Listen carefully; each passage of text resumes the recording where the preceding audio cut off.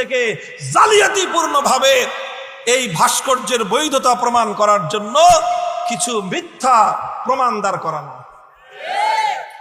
আমি আপনাদেরকে বলি, আবার আপনারা খুঁজবেন, এই নেট ইন্টারনেটে আজকাল সবকিছু থাকে। কারা কারাই অপকর্মগুলো করেছিল, কারা কারাই অপকর্মগুলো করেছিল, এদের ব্যাপারে সমাজে কোনো প্রশ্রয় দেওয়ার, কোনো নমনীয়তার সুযোগ নাই। এরাই হলো ইসলামের সবচেয়ে বড় দুশমন। উলামাউ জামানিহিম শাররু মান তাহতা আদিমিস সামা। আসমানের নিচে জমিনের উপরে ইসলামের জন্য এর চেয়ে বড় ক্ষতিকর প্রাণী আর কেউ হতে পারে না।